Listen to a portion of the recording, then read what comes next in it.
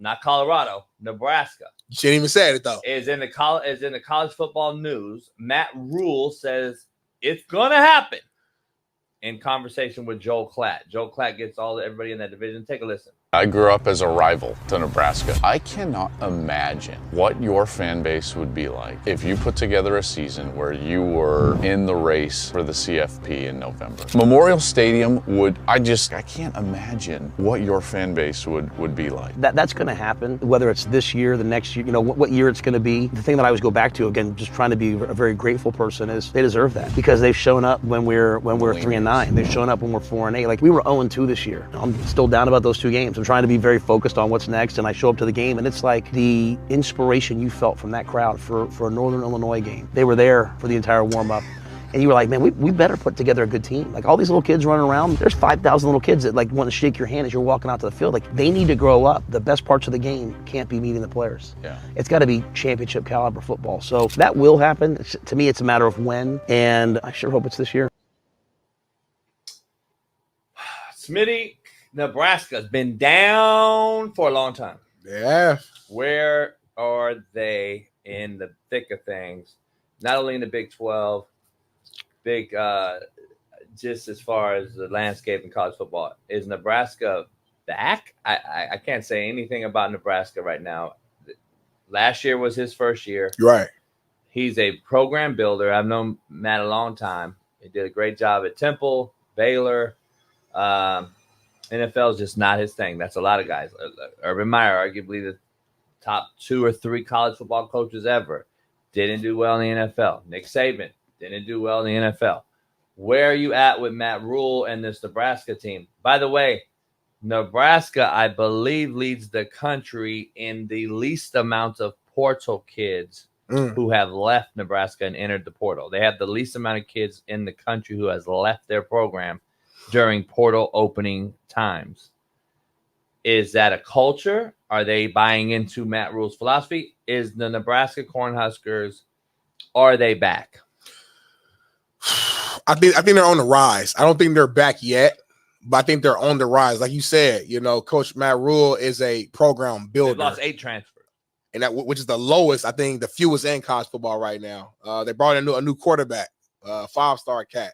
I think, like you said, they're in the process of building the culture. I don't think they're back right now, because to say they're back, we got to think about the prime years of Nebraska, right? We got to think about them as like true national title contenders. It's hard to say that they're down. I can't say that. I don't think that's realistic. But to say that they're a team that you got to respect every single Saturday, hell yeah. Show that video, Bailey. Let's see what he had to say about actually their culture and their transfers leaving. There's experience, and as we move forward in the college football playoff era, depth. You're going to be playing 17 games. Yes. So, while an NFL team has a 53-man roster, there's unlimited transactions. So it might take 90 guys to have 53 men. For us, what's unique about us is I think we have like 19 returning starters. We also have 82 freshmen and sophomores.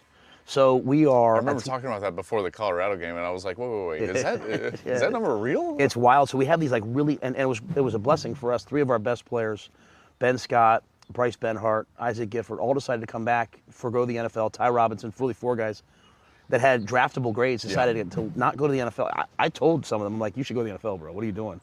And they're like, no, I want to come back. And so I have this elite experience that's really talented, and also a bunch of really good young players that are watching them. So that's why I think we can win this year, because of that experience. And then those young players are going to be experienced the following years. And that kind of is how, to me, you build something that eventually can hopefully make that jump to be in the college football playoff conversation.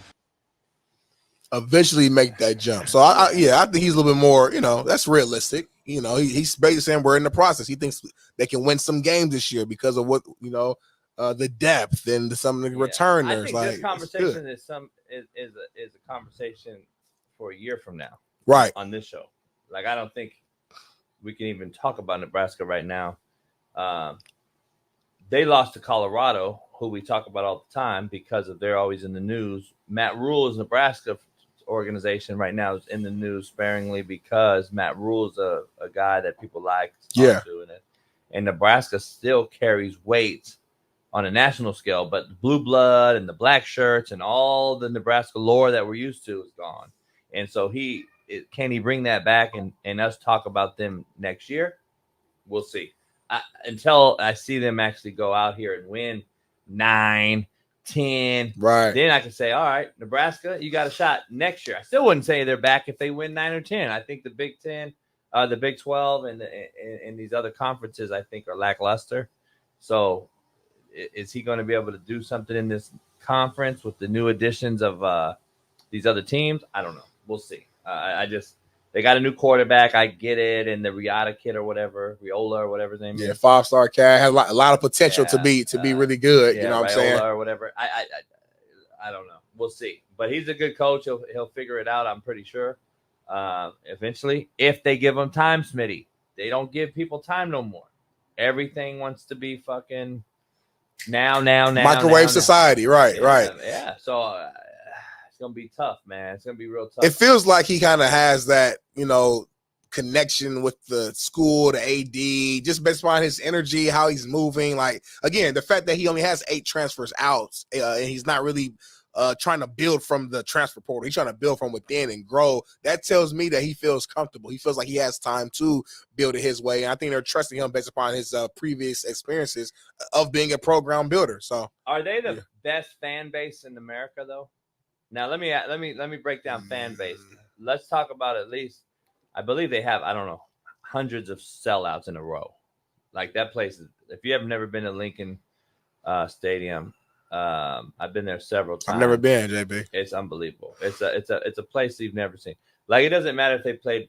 No offense to Ball State. Don't use it as an example. Don't ever use me as an example. There's too many schools out here in the nation. So, my school should never even get brought up for anything negative on this show. I never bring up Compton College. Never bring some of those schools that we would have destroyed if we played. So let's just leave Ball State out of this and leave them as a Division I school. We beat a lot of these Big Ten teams and these ACC teams year in, year out. So continue your rant, but please leave Ball State out of any negative thing that you have on your mind. Continue. 396 consecutive sellouts.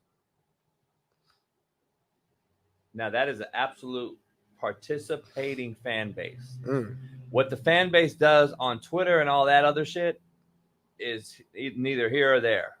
The actual fans that show up to Lincoln Memorial Stadium every single Saturday, are they the best? I would probably say yeah. I would say if you put them up there and you said it's hard to say. Put them up there, 396 sellouts in a row. Ain't too much to do out there in Nebraska. I mean, he'll go to the game. Ohio, ain't nothing much to do in Ann Arbor, Michigan. There ain't nothing to do in fucking Madison, Wisconsin. Smitty, there ain't nothing to do in all these. And they fans be out there at the games. Come on, man. They be at the games straight. Like facts are facts. Like Lincoln, Nebraska. And D Jones, you show your age, homie, because if you say black folks don't go to Nebraska, then you must have not knew half of Compton and LA when Nebraska was winning national championships and half their roster was from Compton and LA. How about you, boy Abdullah? How about you, boy Thunder Collins? How about your boy Lawrence Phillips? I can keep going on and on. Tommy Frazier, was he white? I'm trying to figure it out because, damn, Nebraska sure has some cold brothers. I know that.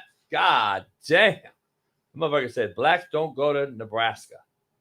Is he talking about like the actual players, the recruits, or was he talking about just like okay? I mean, shit. Who else is he talking about? I thought maybe he was talking about fans or maybe because it was a fan conversation. So I was like, maybe Lincoln, Nebraska. He said, I'm just saying regular citizens. We ain't visiting Nebraska. Okay, that's fine. You might not visit Nebraska, but you need to go to. There's a hood in Nebraska though. There's a fucking like real bad, ghetto, like Bud Crawford, Terrence Crawford, the boxer. That's where he's from. And they all blood. Got shot in his head. They bang blood and they bang all this shit.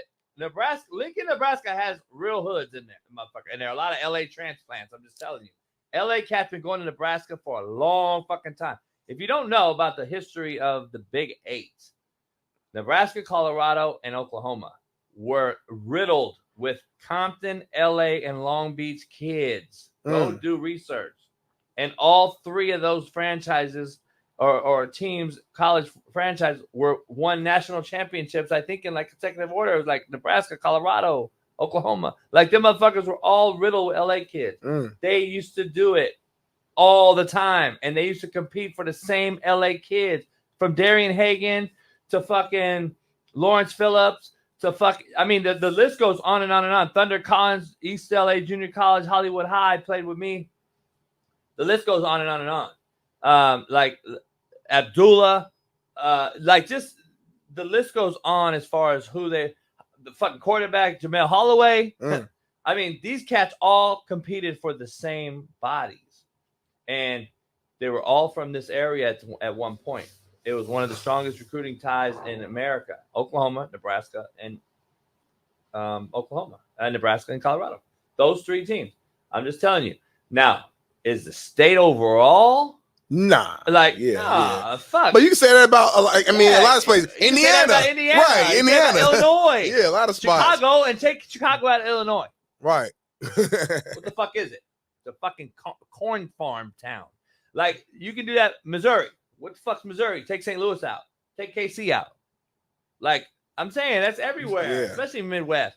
I'm just saying Nebraska itself, of course, D. Jones. Lincoln itself, though, has been known to attract brothers to play football, basketball, etc. So I'm just saying. At the end of the day, hey, we're going to take that scholarship. So I don't give a it's Ball State, Nebraska, Colorado, whatever. I'm going to take that full ride scholarship and continue to now we can argue. Now we can argue.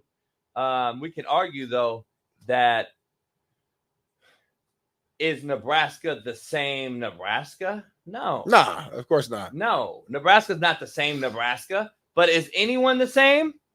USC ain't the same USC. Hey, Florida ain't the same Florida Gators. Miami ain't the same Miami. There's a lot of teams ain't the same, Florida JV. State just went undefeated. I don't think Auburn's the same. There's a lot of teams that ain't the same. So, I mean, you can go in there. It's hard to be sustainable, be great for, 30 years.